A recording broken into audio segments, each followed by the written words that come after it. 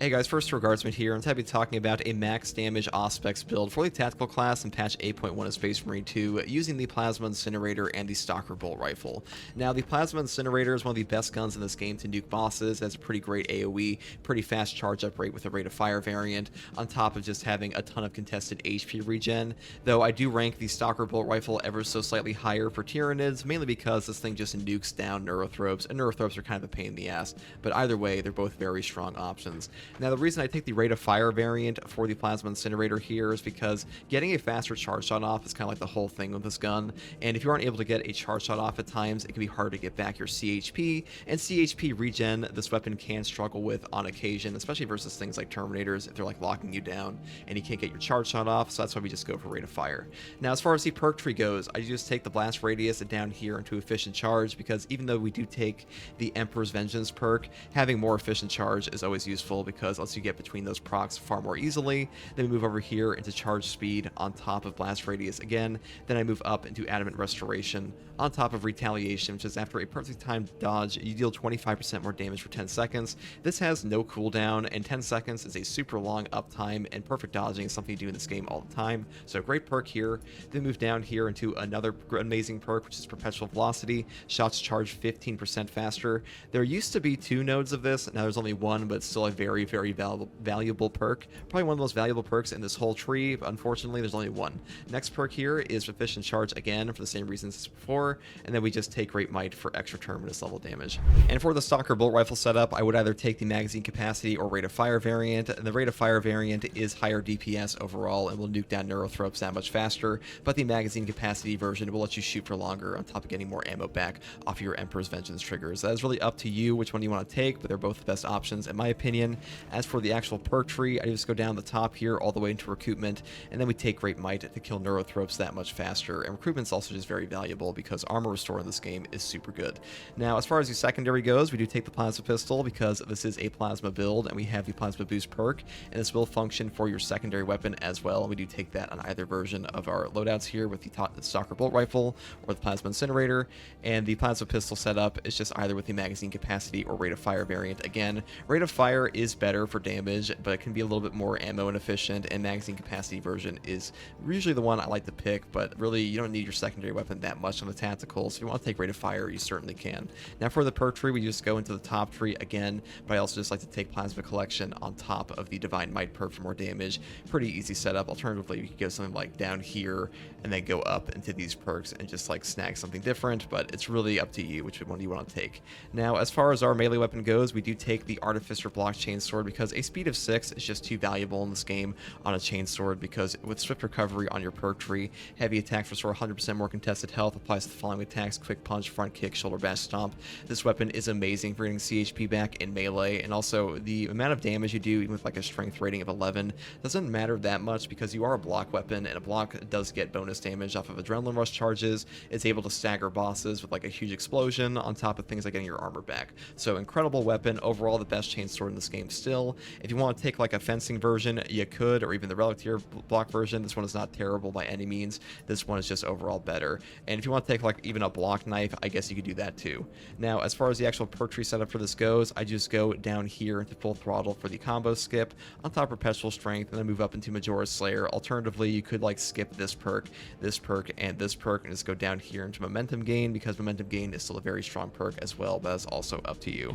As for the actual perk tree here, I do take Plasma Boost first. When plasma weapons are 30% overheated, their damage increases by 40% and their charge shots use 1 less energy. Since we will have a Plasma Pistol on both setups for this build, this perk is just super valuable. And Ballast Distribution does have a downside for your secondary, and Crack and Penetrator rounds are not very worthwhile on pretty much anything except like a Bolt Carbine. So Plasma Boost overall is just the best and gives you a tremendous damage increase. Next perk here is Heightened Vigor. After your perfect time parry, block, or dodge, you deal 10% more melee and gun strike damage, do not lose control upon taking heavy hits, and cannot be knocked back for 10 seconds. No knockback in this game keeps you from getting stun locked and instantly dying, and 10% more melee and gun strike damage on top of that's just a bonus. Super valuable, especially on block weapons. Though if you are taking fencing, you could take one of these 2 perks because you aren't going to be needing the knockback as much as you would with a block weapon, and more range damage here is pretty good, and this one is very, very good with the Plasma Boost because your secondary does do a tremendous damage and versatility.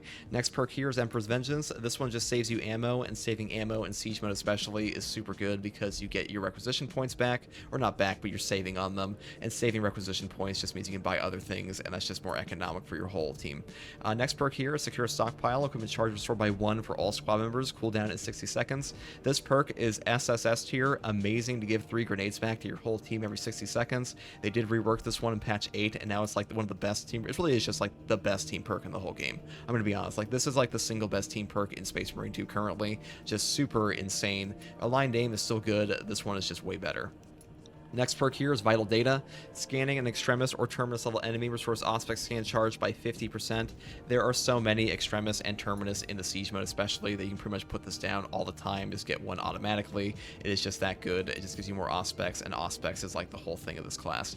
Next perk I take here is kind of a controversial pick. I decided to forego Battle Focus because Battle Focus did get nerfed in the patch 8.0. It no longer functions with the other Auspex scan charges, or excuse me, their scan perks. Like Concentrate Fire used to proc off of the Battle Focus Auspex, and no longer does. So like the only Auspex you get from this is just like a standard Auspex, which is still really valuable, and it's probably more valuable than Precise Calibration here, but I'm trying to make this like the boss nuking build for an Auspex scan charge, and this is just the best way to do that. So enemies marked by Auspex scan take an additional 75% damage, but Auspex scan radius is reduced by 25%. When we stack this with Concentrate Fire and Spare Power and Vital Data, you'll be able to spam out your Auspex scan, and you'll just nuke down a boss with your whole team if like you're coordinated, and just devastate them, basically kill them in like one turn, or like, you know, what would be like the equivalent of one Auspex. And that is just so valuable in Siege mode. Like removing a single Hellbrute from a triple Hellbrute spawn the moment they come out is just too damn good, and that's why I like this perk quite a bit. But Battle Focus is still an amazing pick as well, so it's really up to you. But the next perk I would always take here is Concentrate Fire. Auspex scan zone lasts 60% longer. Enemies marked by Auspex scan take an additional 120% damage, but they lose a mark when they leave the scanned area. This one just makes your Auspex scan stay out longer, which just means like it's more valuable overall. And the bosses in this game are so fat, and there are so many Extremis and Terminus in general that like you're almost always going to get something you want in this if you put it down like any smart position. So Concentrate Fire, just the best pick here overall. And then signature perk thing, same thing here with the Radiating Impact. This is like the best perk here. It's just an AoE on a finisher every 90 seconds. Incredible for wiping out Extremis, Majoris. So you put down like an Auspex, you use your Radiating Impact, you're like one-shot a ton of guys. A super amazing perk, way better than these other two. Marked for Death is pretty trash because like 120-second cooldown for what, like one Majoris or Extremis kill. It's just terrible now in Siege mode. And Signal Jammer is literally useless in Siege mode because they don't call reinforcements. Now, as far as the actual prestige perks go, if you are taking the Stalker Bolt Rifle at times, pretty much always take Acuity. It's just more headshot damage, really good synergy there. Now, the perks I decided to take here are Spare Power, which is collecting an ammo box, restores ability charge by 25%. This one's actually really good in Siege mode because you just buy the ammo boxes and just like spam out your Auspex like during a boss wave. Really valuable for that, not very expensive either. So Spare Power actually has a use in the Siege mode, unlike the operations where like ammo boxes are not like easy to come by at times, and like ammo caches are far more powerful overall in that mode. But Spare Power very strong in Siege mode. And I take Resilience, which just makes your Medicae stims more valuable, and like more valuable stim here just means you're going to be spending less, and like that's kind of the whole thing. You're saving on supplies, and requisition points are very valuable. Next perk here is Fortitude. Health increases by 15%. This is like one of the only tank perks on this whole class, so pretty much always take this. Health increases are super valuable in Space Marine 2, and you take them wherever you can. And if you don't want to take Acuity because you are going to be taking like just pure plasma, you could take Skill Supplier and build it like this way, or if you're going to be building it with a Stalker Bolt Rifle, just go this way, because that's what I'm going to be doing today. And these two perks, well, Second Look is worthless on the Concentrate Fire, and Exigency Charge is just not good overall because being below 25% health is not that common, especially if you have like a Vanguard with Amaziel on your team or a Bulwark with Invigorating Icon. And that's pretty much all there is for this build. I give you a few options here if you want to take those. If you want to take the Combat Knife or like even a Fencing Combat Knife, I guess you could. I would overall just take the Artificer Bloodchain Sword because it is the best, but Plasma is strong regardless, and most of your boss damage will be coming off of these weapons anyways.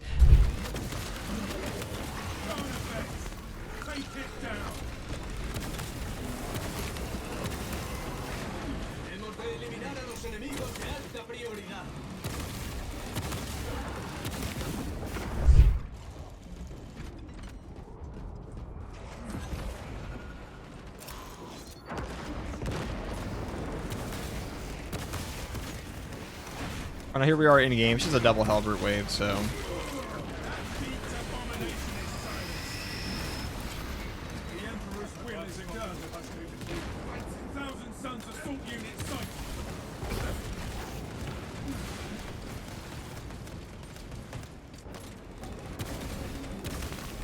scanning.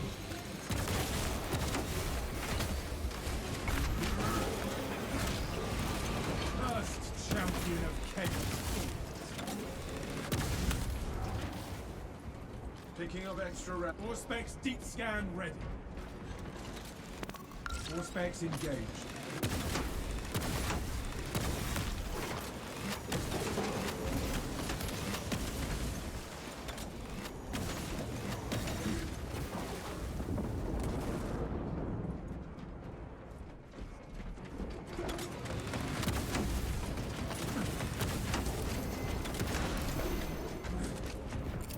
Throwing shock grenade.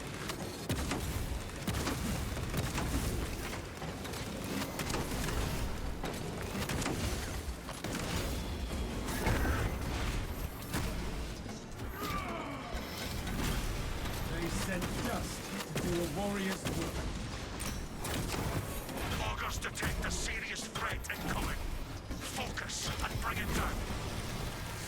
Alright, I want this guy to... Oh, here we go, double Hellbrute time.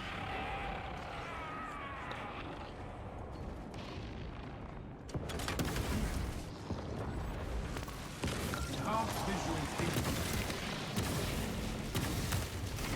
Oh, there we go, some free damage. Controlling the battle means removing The more free damage we get on them, the better.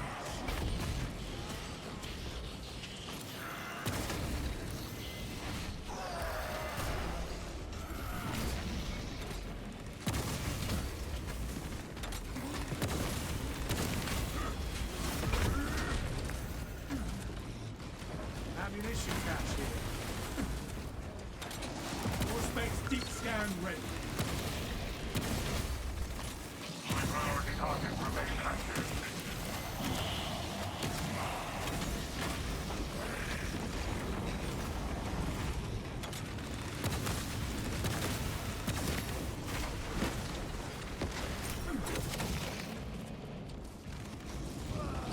Let's go grab that other one. Wherever he may be.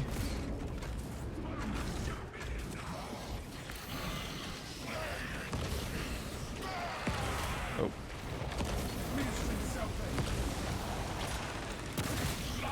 That's what I wanted. Keep your attention on the strongest threats. That was close. I think I made the Medicaid restore. Now, my teammate's not in VC with me, so I can't really, you know, coordinate properly with the Auspex. You know, if you're in a coordinated team, it's that much easier to just nuke these guys down. They'll die on, like, the first, when you properly stack your damage. Justice for turning against Let's go grab this last one, wherever you may be. Slay that sorcerer, brothers!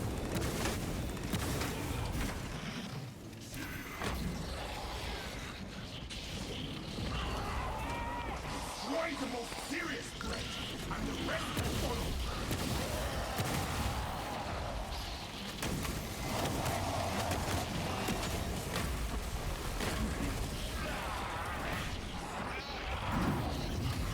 There we go. Dude, you can just nuke them down so quickly with the Auspex, and if you grab your ammo box, if you sit next to your ammo box spot, get your Auspex back very quickly as well. Grab 2 of them.